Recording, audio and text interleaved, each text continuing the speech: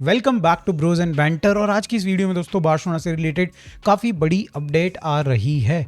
हमने भेजे हैं अपने स्काउट्स नूसा का गेम ट्रैक करने के लिए, उसको स्काउट करने के लिए जब वो खेल रहा था इटली के अगेंस्ट। तो इसके ऊपर थोड़ी डिटेल आ रही है, उसको मैं आपके साथ शेयर करूंगा। साथ में दोस्तों हम लोग कंपेयर करेंगे नूसा को फोफाना के साथ, जिसके साथ अभी हमारे रिसेंट में ही कहीं ना कहीं स्काउट के रिपोर्ट्स आ रही थी। तो कौन सा बेटर प्लेयर होगा हम लोग आज थोड़ा सा डिस्कशन करेंगे। हम बात करेंगे भाई पेड्री से रिलेटेड छोटी सी अपडेट, फ्रैंकी डियोंग से रिलेटेड छोटी सी अपडेट, एंड अरहो से रिलेटेड एक भाई I don't know, it seems like a rumour, but यहाँ पे एक नई स्टोरी सामने आ रही है। तो ओवरऑल ये रहा आज का जो हम लोग अपडेट्स में कवर करेंगे। बट इसके सिवाय दोस्तों बात करेंगे एथलेटिको मैड्रिड वर्सेस बार्सा वाला गेम जो कि होने वाला है ट्यूसडे रात को। तो बड़ा तगड़ा गेम होने वाला है, इसके ऊपर हम लोग थोड़ा सा डिस्कशन कर लेंगे। तो let's start with the update first. तो दोस्तों पेड्री से रिलेटेड अपडेट ये है कि बताया जा रहा है 60 मिनट से 70 मिनट यहाँ पे पेड्री को मिल सकते हैं। दैट मीन्स यहाँ पे भाई उसको स्टार्ट मिल सकती है अगेंस्ट एथलेटिको मैड्रिड। अब देखो आपने पेड्री को खेलते हुए देखा है ना, यू नो कि भाई यहाँ पे पेड्री कितने क्रूशल हैं बार्सिलोना के लिए। एंड जब हम लोग एथलेटिको मैड्रिड जैसी टीम की बात करते हैं भाई, जो कि भाई काफ़ी इंटेंस फुटबॉल खेलती है, तो हमें चाहिए कंट्रोल। और हमने कंट्रोल कहाँ लूज़ किया था, हमने रीसेंट एग्जाम्पल है जो डेपोर्टिवो एलावेस के साथ हमने मैच खेला था, वहाँ पे हमारे पास कंट्रोल बहुत ज़्यादा नहीं था बॉल का। एंड जब पेड्री आते हैं सेकेंड हाफ में, वो 30 मिनट के बाद 68 मिनट पे आते हैं, 30 मिनट उन्होंने खेला, तो इंस्टेंट हमें दिखता है, वो चेंज दिखता है टीम के अंदर। तो यस भाई पेड्री का बहुत बड़ा रोल होगा एथलेटिको मैड्रिड वाले गेम में। एंड जब हम पेड्री की बात करें तो वही फ्रैंकी डियोंग से रिलेटेड भी अपडेट आपके साथ शेयर कर ही देते हैं। फ्रैंकी डियोंग ने फाइनली दोस्तों यहाँ पे ट्रेनिंग करी है विथ टीम। तो दैट मीन्स कि यहाँ पे भाई फिजिकली तो कोई प्रॉब्लम नहीं है, कोई माइनर सी कोई इंजरी नहीं है दोस्तों यहाँ पे। बस कहीं ना कहीं जो रिपोर्टेड चीज़ आ रही थी कि भाई उसको फैमिली कुछ प्रॉब्लम थी या फिर कुछ पर्सनल प्रॉब्लम थी, वही हो सकता है। अब उससे रिलेटेड कोई ज़्यादा डिटेल्स आई नहीं। जब कोई बंदा बोल देता है कि भाई पर्सनल प्रॉब्लम है, तो आई बिलीव सो हम लोगों को नाक घुसेड़ने की ज़रूरत नहीं है। बात करते हैं कि भाई फ्रैंकी डियोंग का इम्पैक्ट क्या हो सकता है। देखो यार, ऑब्वियसली यहाँ पे हमें जितना ज़्यादा कंट्रोल अगेंस्ट एथलेटिको मैड्रिड अगर हम लोग अपने पास रखते हैं, तो वो बहुत ही ज़्यादा फ़ायदा करने वाला है। बिकॉज भाई जिस तरीके की एथलेटिको मैड्रिड टीम है, अगेन भाई आपको पता नहीं चलेगा कब वो ट्रांजिशंस कर देंगे। उनके पास इस सीज़न में इवन बेटर प्लेयर्स हो चुके हैं। पिछले सीज़न में आपने देखा था कि भाई किस तरीके से वो ट्रांजिशंस कर रहे थे, एकदम बिल्कुल एल्वेरिस को बॉल दे रहे हैं भाई, उधर सिमियोनी को लॉन्डे के बॉल दे रहे हैं, और भाई उसके बाद वो ग्रीजमैन के पास बॉल आ रही है, ग्रीजमैन कहीं से बॉल नाप दे रहा है, एंड सॉरलोथ भाई वो हैं सामने। तो कुल मिला के दोस्तों हमारे लिए प्रॉब्लम्स क्रिएट कर सकती है बहुत ज़्यादा एथलेटिको मैड्रिड। एंड अगर आपके पास होंगे आपके दो बेस्ट मिडफील्डर्स, आपके फ्रैंकी डियोंग एंड पेड्री, तो भाई कहीं ना कहीं एक चांस है कि भाई आप बॉल कंट्रोल कर पाएंगे एंड गेम को भी शायद से कंट्रोल कर पाएंगे। तो लेट्स होप दोनों के दोनों प्लेयर खेले। यहाँ पे हांसी फ्लिक दोनों को इंक्लूड करें भाई स्टार्ट में, एंड हम लोग कुछ बेटर और या फिर बात करें पॉजिटिव रिजल्ट निकाल पाए यहाँ पे बार्सिलोना के लिए। अब दोस्तों आगे बढ़ते हैं, पर्टिकुलरली बात कर लेते हैं भाई अरोहो से रिलेटेड अपडेट के ऊपर, जहाँ पे भाई बताया जा रहा है कि अरोहो अभी भी भाई काफ़ी ज़्यादा शॉक्ड है, और वो जिस शेल में घुस गया है जहाँ पे भाई वो अभी बहुत ज़्यादा इंटरेक्ट नहीं कर रहा है, बहुत ज़्यादा मतलब मीडिया के सामने नहीं आ रहा है। तो इस समय पे भाई वो अभी भी वहीं है, उसी मेंटल स्टेट में है, एंड अभी भी भाई वो बिलीव नहीं कर पा रहा है कि क्या हुआ उस गेम में। मतलब लिटरली भाई आई बिलीव सो कि यहाँ पे भाई आई थिंक भाई कुछ अलग ही लेवल पे भाई ये, मतलब मैं भी 15-16 साल से देख रहा हूँ फुटबॉल, बट मैंने कभी इस तरीके से भाई हमने कभी भी किसी प्लेयर को देखा नहीं है जो अरो इस समय पे दिखा रहा है, या फिर अरो के साथ जो चीज़ें हो रही हैं। भाई उसका गेम खराब है, कुछ भी है भाई, हम लोग उसको थ्रेट्स नहीं दे सकते, हम लोग उसके लिए गंदी बातें नहीं कर सकते। आप क्रिटिसाइज़ करिए, कोई दिक्कत नहीं, मैं भी क्रिटिसाइज़ करता हूँ, बट इसके सिवाय भाई उसके पोस्ट पे उसके भाई फैमिली को कुछ भी बोलना बिल्कुल सही नहीं रहेगा। बट दोस्तों यहाँ पे कहानी ख़त्म नहीं होती है, कहानी भाई इससे आगे बढ़ रही है। कुछ रिपोर्ट्स आ रही हैं, I believe so these are rumours, these are created stories, but यहाँ पे भाई अपडेट ये आ रहा है कि बार्सिलोना ने लैनी यूरो के लिए यहाँ पे स्वैप डील बनाई है विथ अरोहो। तो मैन यूनाइटेड को ऑफर किया है, यहाँ पे बताया जा रहा है कि आप अरोहो ले लीजिए, हमें लैनी यूरो दे दीजिए। अब इसमें अगर आप इस डील को अगर आप देखते हैं तो भाई बिल्कुल भी सेंस नहीं बनाती है ये स्टोरी, बट अगर इसमें होता है, अगर एक्चुअली ये डील आगे बढ़ती है, तो may be this could be a good deal for both of the teams. एक तरफ मैन यूनाइटेड को मिल जाएगा एक डिफेंडर जो कि भाई जिसको ज़बरदस्ती की भाई हाईलाइन नहीं खेलनी पड़ेगी एंड वो अपना गेम दिखा सकता है, फिजिकल है भाई, टॉल है, आप बात करो भाई फास्ट है, तो मे बी यहाँ पे भाई जो एक्चुअली मैन यूनाइटेड को चाहिए था शायद से वो मिल जाए उनको।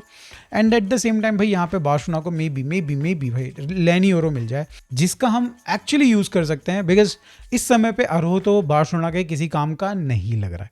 अब मूव ऑन करते हैं दोस्तों अगली स्टोरी की तरफ, जो कि रिलेटेड है नूसा से। अब देखो बार्सिलोना ने अपने स्काउट्स भेजे थे पिछले सीजन में, हमने कई बार नूसा, बिन सैगिर, इनको हमने भाई कहीं ना कहीं स्काउटिंग करी थी इनकी, and finally it seems like दोस्तों कि भाई हम लोगों ने लेफ्ट विंगर वाली पोजीशन में एक पर्टिकुलर प्लेयर पे फोकस करना स्टार्ट कर दिया है। और मैं ये क्यों बोल रहा हूँ, थोड़ा मेरे को कॉन्फिडेंस क्यों आ रहा है, बिकॉज आप तो अभी दुनिया भर के नाम सुन रहे होंगे इस समय पे कि ये लेफ्ट बैक, ये भाई LCB, ये RB, ये राइट विंगर, ये स्ट्राइकर से बार्सिलोना लिंक हो रही है, इनके लिए स्काउटिंग भेज रही है, हम लोग अपने स्काउट्स भेज रहे हैं।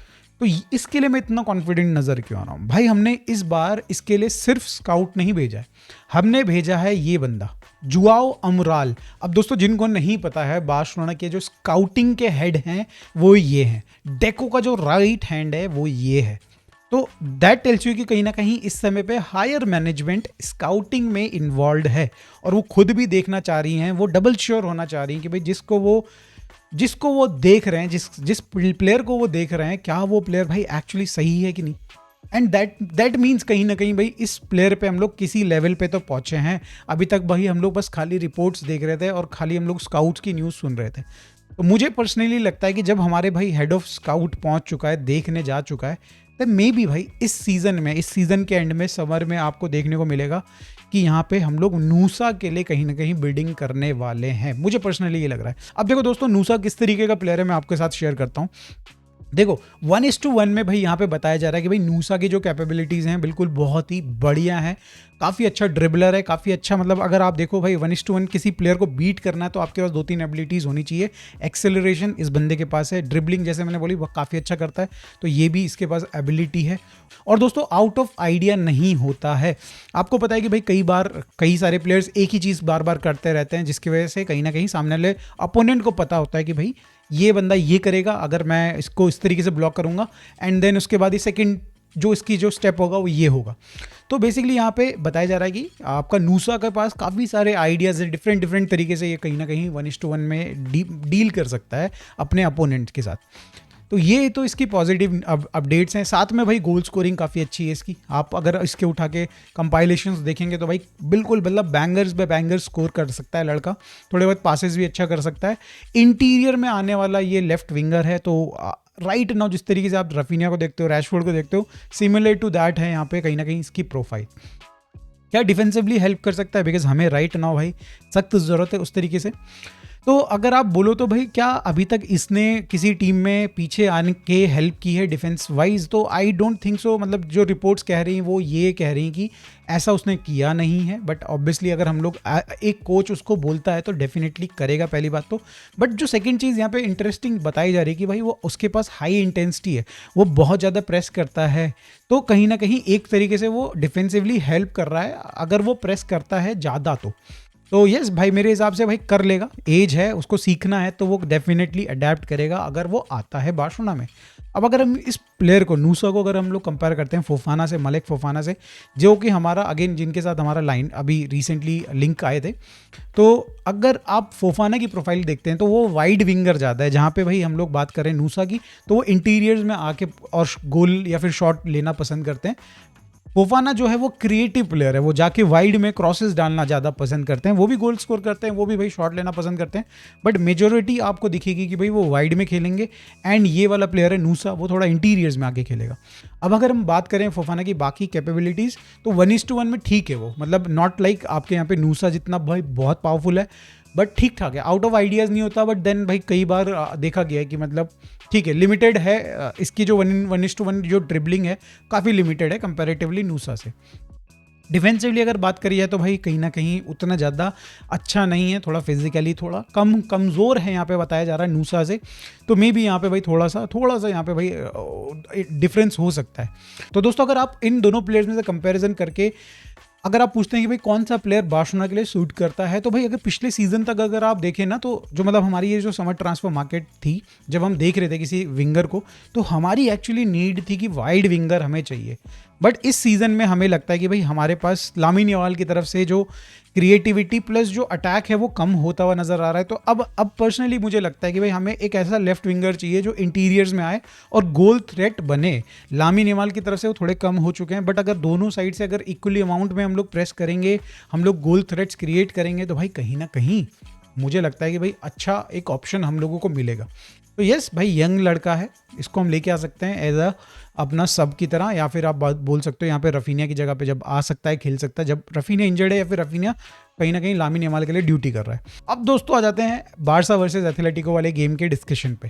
देखो ये गेम बहुत टफ होने वाला, मतलब इतना टफ होने वाला कि आधे से ज़्यादा बार्सा फैंस इस समय पे भाई थोड़ा सा उनके अंदर से आवाज़ आ रही होगी, जिसको दबा दे रहे होंगे वो लोग, आवाज़ आ रही है ऐसे ऐसे करके, बट उसको दबा दे रहे हैं वो बोल रहे हैं कि भाई नहीं, जीत रही है बार्सिलोना, बट भाई उनको भी अंदर से आवाज़ आ रही है कि ये गेम टफ होगा और इवन भाई हम लोग हार सकते हैं, और हारना तो छोड़ो, हमारे कच्चे फट सकते हैं इस गेम में। भाई जिस तरीके की रेड हॉट फॉर्म में इस समय पे एथलेटिको मैड्रिड चल रही है, 8 गेम्स उन्होंने लगातार जीते हैं, और क्या ही जीते हैं दोस्तों, किसी फैशन में जीते हैं। मतलब भाई बहुत ही बढ़िया फॉर्म चल रहा है इस समय पे एथलेटिको मैड्रिड का, और वो क्या पता बार्सिलोना को टीम रोल कर सकती है भाई, लिटरली भाई इस तरीके का फॉर्म है उनका।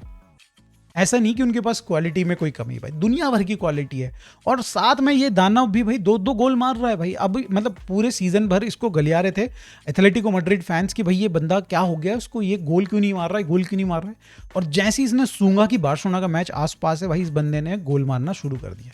तो यस दोस्तों, भाई इस समय पे भाई पहले ही आपके सर पे तांडव हो रहा था, अब भाई यहाँ पे नंगा नाच होने वाला है सीरियसली।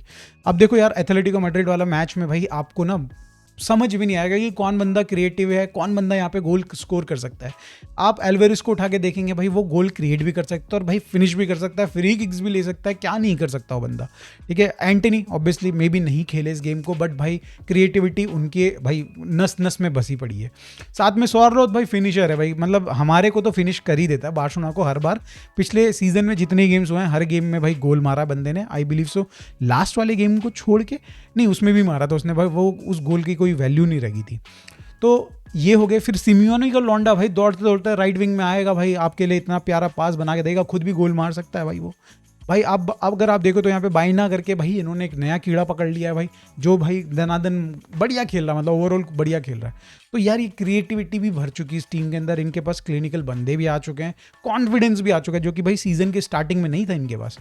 तो काफ़ी हद तक भाई अब इनकी केमिस्ट्री डेवलप हो चुकी है, और ये काफ़ी एक ऐसी टीम निकल के आ रही है जो कि ला लीगा की रेस में थोड़ा सा पीछे ज़रूर है हम दोनों से, रियल मैड्रिड एंड बार्सिलोना से, बट कैपेबिलिटी रखती है कि जरा सा इन्होंने स्लिप किया तो भाई हम टॉप पे आ सकते हैं। लिटरली भाई अगर इस समय पे आप देखें ना, तो रियल मैड्रिड की बहुत ही बुरी हालत है। आज रात को मैच है उनका, और उनके जो अगर आप बैक लाइन को अगर उठा के देख लेना तो भाई पहचान नहीं पाएंगे। मतलब 2 मैच पहले भाई रियल मैड्रिड के पास दुनिया भर के ऑप्शन है अगर आप बात करें डिफेंस लाइन में, और 2 मैच के बाद भाई ऐसा लग रहा है कि भाई ये क्या है, ये बंजर धरती पे कहाँ से क्या उग रहा है भाई।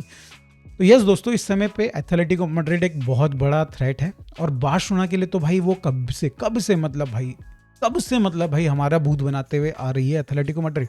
डरते हैं भाई हम लोग, पर जब एथलेटिको मैड्रिड के अगेंस्ट खेलना होता है तो डर लगता है दोस्तों, मुझे तो पर्सनली डर लगता है। तो ये गेम भाई मेरे हिसाब से अगर मैं ऑनेस्ट प्रिडिक्शन यहाँ पे दूं दोस्तों, तो हम लोग शायद से इस गेम को हार रहे हैं, और ऐसा वैसा नहीं हार रहे हैं, बहुत बुरा हार रहे हैं। 3-1 की मुझे लग रहा है, 3-1 की क्या ही बोल रहा हूँ, 3-1 भाई, 3-1 की यहाँ पे भाई मेरे को लग रहा है प्रिडिक्शन होने वाली रिजल्ट का। आई नो मैं जनरली मैं नेगेटिव नहीं होता हूँ, बट मैं इस गेम में नेगेटिव हो रहा हूँ दोस्तों। अगर आप बात करें ना दोस्तों, यहाँ पे लाइनअप क्या हो सकती है बार्सिलोना की, तो देखो यहाँ पे मुझे पर्सनली लग रहा है कि लेवेंडोस्की को हमने अर्ली सर्व किया है, तो भाई वो खेलेगा, पहला वही खेलने वाला है। फिजिकलिटी भी कहीं ना कहीं हमें चाहिए इस गेम में, तो हम लेवेंडोस्की के साथ ही जाएंगे स्ट्राइकर में। लेफ्ट विंग पे आपके कहीं ना कहीं मुझे दोस्तों ये लग रहा है कि रैशफोर्ड शुरू करेगा। कैम पोजीशन में मुझे थोड़ा सा डिफरेंट मैं देखना चाहता हूं, तो रफीनिया मुझे लग रहा है कि कैम पोजीशन में खेलेगा। ऑल्दो मुझे ये लगता है कि भाई यहाँ पे ऑल्मो ज़्यादा बेटर रहता, बट मुझे जो रीज़न मैं आपको देने वाला हूँ वो मुझे पर्सनली लगता है कि ज़्यादा इंपॉर्टेंट है हमारे लिए। राइट हैंड साइड पे लामिन यामाल खेलेंगे। अब देखो ये जो 4 बंदों की अटैक में बना रहा हूँ, ये इस रीज़न से बना रहा हूँ कि रफीनिया आपको भाई कहीं ना कहीं थोड़ा कवर देगा, लेवेंडोस्की को के लिए भी प्रेसिंग करेगा, एंड लामिन यमाल जब थोड़ा सा मतलब उस पर लोगों की बॉडीज ज़्यादा आ रही होंगी उसको ब्लॉक करने के लिए, तो एक ऑप्शन बनेगा, क्योंकि आपने देखा कुंडे भाई बहुत ज़्यादा कॉन्फिडेंट नहीं लग रहे हैं, और राइट बैक में अगर आप वो कांस्टेंट रन बनाएगा तो भाई कहीं ना कहीं प्रॉब्लम्स भी हमको ही होने वाली हैं। तो रफीनिया राइट शिफ्ट होंगे थोड़ा वो, और कहीं ना कहीं लामिन यमाल थोड़ा एक रोटेशन सी करेंगे अपनी पोजीशन की, एंड कहीं ना कहीं काफ़ी ज़्यादा हेल्प भी करने वाले हैं रफीनिया हमको डिफेंसिवली। तो ये मुझे पर्सनली लगता है कि इस रीज़न से शायद से यहाँ पे हांसी फ्लिक रफीनिया को एज अ कैम खिला सकता है। पीछे पेड्री ऑब्वियसली फ्रैंकी डियोंग खेलने वाले हैं, मुझे ऐसा लग रहा है। और अगर बात करी जाए बैक लाइन में, तो मेरे को पर्सनली लगता है कि भाई जेरार्ड मार्टिन पे काफ़ी ज़्यादा भरोसा कर लिया है, बट इस गेम में शायद से इंपॉर्टेंस ऑफ एरिक गार्सिया की कहीं ना कहीं ज़्यादा रहेगी। एंड आपका यहाँ पे भाई Cubarsi as a centre back, ये दोनों की पेयरिंग मुझे लगता है देखने को मिल सकती है। मे बी जेरार्ड मार्टिन को भी खिलाते, बट देन मेरे को पर्सनली लगता है कि because of the experience and all Eric Garcia LCB खेलने वाले हैं। राइट साइड में कुंडे खेलेंगे, लेफ्ट साइड में बाल्डे खेलने वाले हैं, गोल में आपके ऑब्वियसली जुआन गार्सिया। तो ये ओवरऑल मुझे लग रहा है प्लेइंग 11 रहने वाली। थोड़ी स्ट्रेटेजी यहाँ पे ज़रूर चेंज कर सकता है Hansi Flick because of that Raphinha twist. Raphinha आपके लिए भाई काफ़ी हद तक भाई डिफेंसिवली भी हेल्प करेंगे, ऑफेंसिवली तो ऑब्वियसली वो करेंगे, और एक थ्रेट बन के आएंगे जो कि चांस मिलने पे, बिकॉज ऑलमोक ने 4 चांसेस मिलने पे 2 गोल मारे हैं। रफीनिया में भी क्लिनिकल हो सकते हैं उस जगह पे। तो लेट्स सी दोस्तों यहाँ पे क्या होता है, बट मेरे हिसाब से ये रही 11। आप दोस्तों अपने हिसाब की जो 11 है वो बताइए कमेंट्स में, और अगर आप कुछ चेंज करना चाहते हो तो प्लीज़ कमेंट में बताइएगा ज़रूर। वीडियो अच्छी लगी तो प्लीज़ लाइक कर दीजिएगा, चैनल को सब्सक्राइब कर दीजिएगा। मिलते हैं दोस्तों नेक्स्ट वीडियो में। Bye for now, thanks for watching.